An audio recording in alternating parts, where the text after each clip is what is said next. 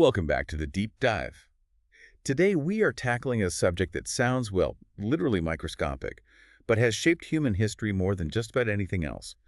We are cracking open Chapter 27 of Lippincott Illustrated Reviews, Microbiology. And we are talking about positive-strand RNA viruses. It is a dense chapter, I won't lie. And it's also one of the most clinically, relevant sections in the entire book. If you're going into healthcare, this is your bread and butter. And to kick things off, I want to use an analogy. Imagine you buy some furniture from IKEA. Okay. You drag the box home, you open it, and then you have to hunt for your tools, find the instructions, and spend hours building the thing before you can actually use it. That's how a lot of viruses work. Right. They have to bring their own enzymes or transcribe their genome, make mRNA. There's a lot of prep work. It's inefficient. But the viruses we're talking about today, positive-strand RNA viruses, they are the floor model. They come fully assembled. That is the perfect way to visualize it.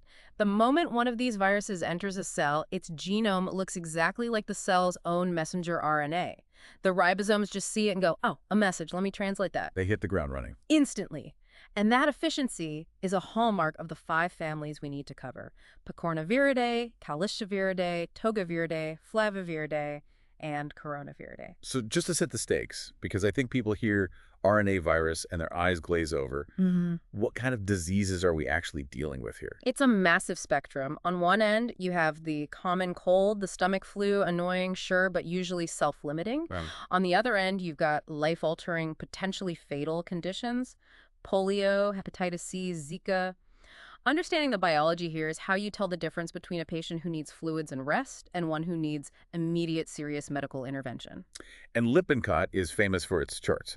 Figure 27.1 is basically our roadmap for today. It splits these families into 2 big groups based on what they're wearing. Exactly. The ones that are naked and the ones that are enveloped. Yeah. And that's not just trivia, it dictates how they survive. Let's start with the naked ones. Which counterintuitively makes them tougher, doesn't Lots tougher, because they don't have that delicate lipid envelope. They aren't easily destroyed by soap or drying out. They can survive on a doorknob, in a pool, and most importantly, in the acid of your stomach. And the biggest family in this naked and tough group is Picornaviridae. The name literally tells you what it is, right? Pico for small. And RNA for, well, RNA. Small, naked, icosahedral viruses. Now, there's a biological quirk the text highlights. Because their genome acts directly as mRNA, the cell translates the whole thing into one massive polyprotein. Like one giant run-on sentence. Precisely. And then viral proteases, think of them as molecular scissors. They chop that giant protein up into the functional bits the virus needs. Which is a good target for drugs, I imagine. A great target. Jam those scissors. Now, within this family, we have the enteroviruses. Entero as in intestine. Exactly. And this is where being naked and tough is crucial. They're acid stable. To infect you, they're usually transmitted via the fecal-oral route. The polite way of saying you ingested contaminated food or water. You got it. The virus has to survive your stomach acid to get to the intestines. But here's the tricky part. It replicates in the gut, but you don't necessarily get a stomachache. The damage happens somewhere else. That's right. Most infections are actually asymptomatic. The trouble starts when the virus escapes the gut, enters the bloodstream, that's called viremia, and finds its target organ. And the prototype for this is poliovirus. Polio. It feels like ancient history, but the biology is incredible. The text says it binds to a specific receptor, CD155. And that receptor is the key. It lets polio move from the blood into the central nervous system. Specifically, it targets the anterior horn of the spinal cord. Let's visualize that, the anterior horn. It's where your lower motor neurons live. These are the wires connecting your brain to your muscles. Polio gets in and destroys those motor neurons. And if the wire is cut? The muscle can't contract. You get what's called flaccid paralysis. It can be just one leg. But if the virus gets to the brainstem, it can paralyze your diaphragm. You can't breathe. That's where the iron lungs came from. Terrifying. Thankfully, we have vaccines. But Chapter 27 makes a really key distinction between the 2 types, Salk and Sabin. It's a classic board exam question. It is fundamental. First, you have the Salk vaccine, or IPV. It's a killed virus injected. It creates really strong antibodies in your blood, specifically IgG. So if the virus gets in your blood, the antibodies stop it before it reaches the nerves. You don't get paralyzed. Exactly. But, and this is the key, Salk doesn't give you immunity in your gut. So you could still catch wild polio, replicate it, and shed it in your stool, infecting other people, all while you feel perfectly fine. Okay, so contrast that with the Sabin vaccine, the oral drops. The Sabin vaccine is a live attenuated virus. You swallow it, so it mimics a natural infection. You get great immunity in the blood, A and D in the gut, IgA. It actually stops transmission. It sounds way better, so why don't we use it in the U.S. anymore? Because it's a live virus. It replicates, and every time it replicates, there's a tiny, tiny chance it can mutate back or revert to a dangerous form. Wow. So you could get polio from the vaccine. It's called vaccine-associated paralytic polio. It's rare, something like 1 in 2.4 million doses. But it's real. By 2000, we'd eliminated wild polio here. The only cases we were seeing were from the vaccine itself. So the risk, however small, was no longer worth it. Exactly. We switched to the killed Salk vaccine exclusively. That makes sense. Now, polio isn't the only enterovirus. We also have Coxsackie-virus and echovirus. Oh, yeah. These are the workhorses of pediatric ERs, especially in the summer. They're the leading cause of aseptic meningitis. Let's break that down. Aseptic means no bacteria. Right. A patient comes in with a stiff neck, fever, headache. You have to rule out meningitis. You do a lumbar puncture, check the CSF. If it's bacterial, the fluid is cloudy, full of neutrophils, and the glucose is low because the bacteria are eating it. But with these viruses? The glucose is normal. Viruses don't eat sugar. And instead of neutrophils, you see lymphocytes. That combo normal glucose, high lymphocytes, that's your textbook viral meningitis. It's usually self-limiting, thankfully. Okay, so that's the entero side. But there's a cousin in this family that breaks all the rules. Rhinovirus, the common cold. The most common cause, yeah. Now here's a riddle for you. Structurally, it's almost identical to polio. Why doesn't the common cold cause paralysis? The text points to two reasons. First is acid. It's acid-labile. Your stomach acid obliterates it. So no fecal oral route. It has to be respiratory droplets, hand to nose. And the second reason is temperature. This is just beautiful adaptation. Rhinovirus loves 33 degrees Celsius. Which is cooler than core body temperature. It's the temperature of your nasal passages. It replicates poorly at 37 degrees, your deep body temp, so it literally can't survive deep in your body. It stays in the nose. Amazing. And last up for the Picornaviridae family, Hepatitis A. Right, hepatovirus. This is the odd one out among the hepatitis viruses. It acts like an enterovirus. Transmission is fecal-oral. The classic board question is always about raw shellfish. Yep. Shellfish are filter feeders. They concentrate the virus from contaminated water.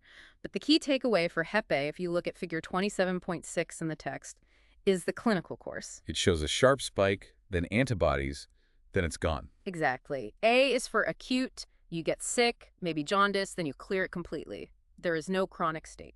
Got it. Moving on to our second naked family, Caliciviridae, the cup viruses. And the undisputed star of this family is norovirus. The cruise ship virus. It is the king of closed environment outbreaks. Schools, camps, ships. It's incredibly infectious. And the symptoms are memorable. Explosive vomiting and diarrhea. Hits you like a truck. But, like the others, it's self-limiting. You're miserable for a day or two, and then it's over. This section also mentions hepatitis E. Yeah, HEV. Its classification has moved around, but we talk about it here because the biology is similar. Fecal-oral, usually acute, just like Hep A. So E for enteric, maybe. That works. But there is one huge high-yield exception you have to know. Hepatitis E is extremely dangerous for pregnant women. Why is that? The mechanism isn't totally clear, but the mortality rate in pregnant women can be up to 25%. It causes fulminant hepatitis, just total liver failure. Wow. Okay, let's shift gears. We are leaving the naked viruses. We are putting on a coat. We're moving to the enveloped viruses. The first family is Togaviridae. The envelope is like a toga. And putting on an envelope changes everything. These are fragile. Exactly. They're made of lipids, so detergents, heat, drying out, they just fall apart. So you don't see fecal-oral transmission. They need a more direct route into the bloodstream. And for the alphavirus genus, that ride is a mosquito. Right. These are arboviruses, arthropod-borne. We have Eastern, Western, and Venezuelan equine encephalitis. Serious brain inflammation. But there's another genus in this family that doesn't use mosquitoes. Rubavirus. The cause of rubella. German measles, yeah. This is a respiratory virus. In kids or adult, it's actually super mild. A little fever, a rash that lasts 3 days. So why is the R in the MMR vaccine so critical? Why vaccinate everyone for a 3-day rash? We don't vaccinate for the child's sake. We vaccinate to protect the unborn. Rubella is a potent teratogen.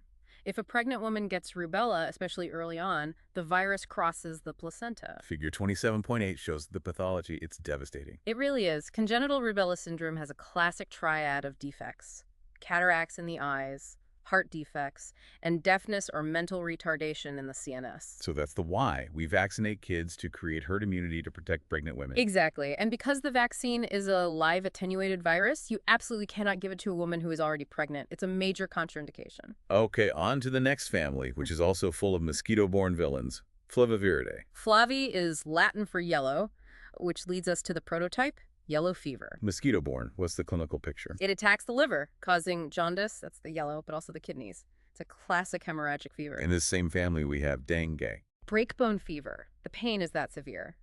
And dengue has a nasty trick called antibody-dependent enhancement. How does that work? There are 4 types of dengue. You get type 1, you recover.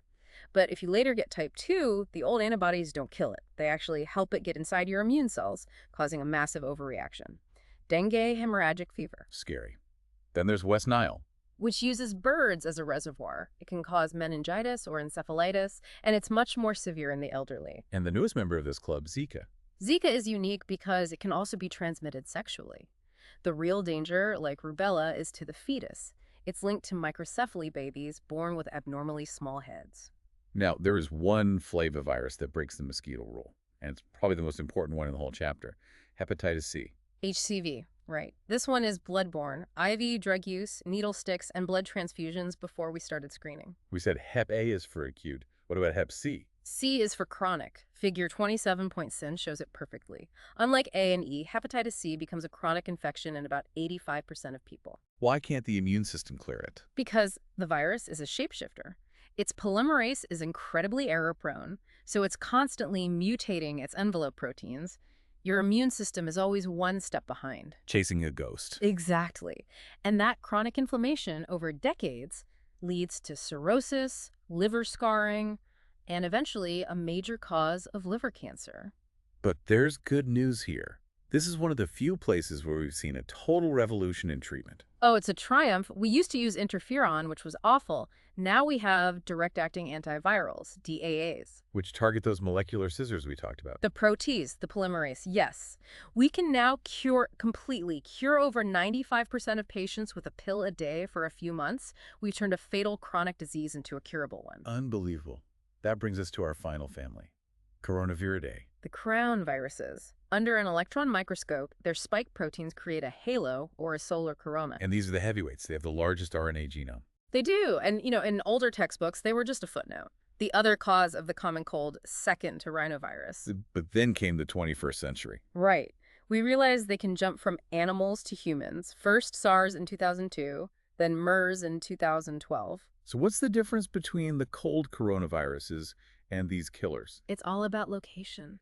The cold strains stay in the upper respiratory tract. The severe strains, like SARS and MERS, have adapted to bind to receptors deep in the lungs. They cause pneumonia and acute respiratory distress syndrome. It's all about that spike protein. The spike protein is the key to the kingdom. Small changes there determine whether you get the sniffles or respiratory failure. We have covered a huge amount of ground. Let's do a quick recap to help this stick. Okay. Best way to organize it is by structure. First, the naked viruses. Picorna and Caliciviridae. They're tough. Think fecal-oral. Right. Picorna gives us polio, Coxsackie, rhinovirus, and Hep A. And Caliciviridae gives us norovirus and Hep E. And then the enveloped viruses. They're fragile. Need wet transmission mosquitoes, blood, droplets. Toga gives us rubella and the encephalitis viruses. Flavi gives us yellow fever, dengue, Zika, and the outlier, hepatitis C. Chronic, bloodborne. And finally, corona, the common cold and severe pneumonia. And give us that hepatitis cheat sheet one more time. The vowels versus the consonants. Hepatitis A and E are vowels. They hit the bowel fecal oral, and they're acute. Except for E in pregnancy. Right. And hepatitis C is a consonant. It's in the circulation blood, and it's chronic. Vowels hit the bowel. That is going to save someone on an exam. Simple mnemonics save grades. Understanding of biology saves lives. Looking at this chapter as a whole, what's the big picture? We have all these different viruses, but they all share this same positive-strand RNA strategy. I think the takeaway is the constant battle between viral evolution and human intervention. Look at polio. We are on the brink of eradicating it. We are winning. But then look at hepatitis C. We had to invent entirely new classes of drugs to beat it, and look at coronaviruses. They went from a nuisance to a global threat. Because of a few mutations. So while we're winning battles, the war is dynamic. These viruses are simple, but that simplicity allows them to adapt incredibly fast. We have to stay vigilant. Well, that is plenty to chew on. Thanks for joining this deep dive into Chapter 27. This has been the Last Minute Lecture Team helping you master microbiology one chapter at a time. See you next time.